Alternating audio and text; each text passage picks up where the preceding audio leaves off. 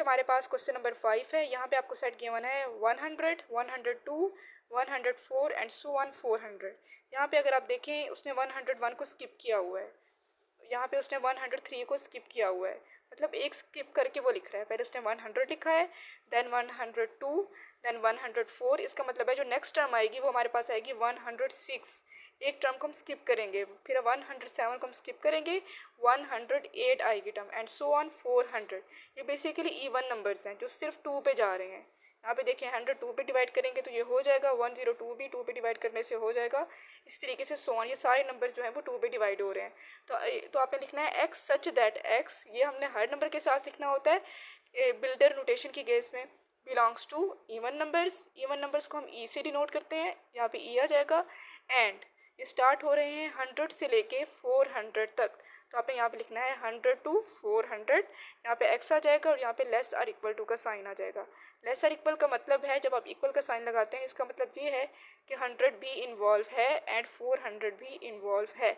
यहाँ पे हमने basically belongs to natural number क्यों नहीं किया?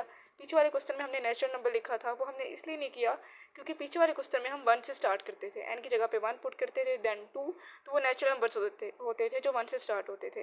लेकिन यहाँ पे देखें ये 1 से स्टार्ट नहीं हो रहा, 100 आ रहा है, उसके बाद उसने 101 स्किप किया हुआ है, तो इट मीन्स हम इसको देखेंगे पहले ये कौन से नंबर हैं। ये इवन नंबर्स हैं जो 2 पे डिवाइड हो रहे हैं, तो इस वजह से हमने बिलोंग्स टू इवन नंबर लिखा है। क्वेश्चन नंबर 6 देखें। ये सेट आपको गिवन है 1, 3, 9, 27, 81 एंड सो ऑन।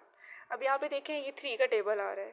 पहले आपने 3 की पावर n लिखना है, x such that x is equal to 3 की power n and n belongs to whole numbers. Whole numbers हमारे पास कौन से नंबर होते हैं? जो 0 से स्टार्ट होते हैं।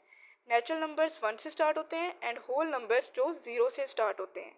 अब यहाँ पे उसने लिखा है कि n की जगह पे अगर आप होल नंबर्स पुट करते हैं तो ये वाली सीक्वेंस आपके पास बनेगी। 3 की पावर n है, n की जगह पे हम होल नंबर पुट करते हैं, पहले वाला होल नंबर है 0, 3 की पावर 0। किसी भी टर्म की जब पावर 0 होती है तो वो 1 के इक्वल होता है, तो वो 1 आता है। पहली टर्म तो हमारे पास आ गई है। अब हम सेकंड चेक करते हैं, 0 हमने पुट कर लिया, अब हम 1 पुट करते हैं, 3 की पावर 1। इट मीन्स आपने 3 को 1 टाइम लिखना है तो 3 आ जाएगा। सेकंड टर्म भी हमारे पास आ गई है। उसके बाद हम n की जगह पे 2 पुट करते हैं, 3 की power 2, 3 3s are 9। It means जब हम 3 की पावर 2 का मतलब ये है कि आपने 3 को 2 टाइम्स लिखना है, तो 3 3s are 9 आ जाएगा। इसका मतलब ये है कि हमने बिल्कुल ठीक लिखा है, x such that is equal to 3n। जब भी हम n की जगह पे होल नंबर्स पुट करते जा रहे हैं तो हमारे पास ये सीक्वेंस आती जा रही है। तो आपने लिखना है is equal to 3n and n belongs to whole numbers.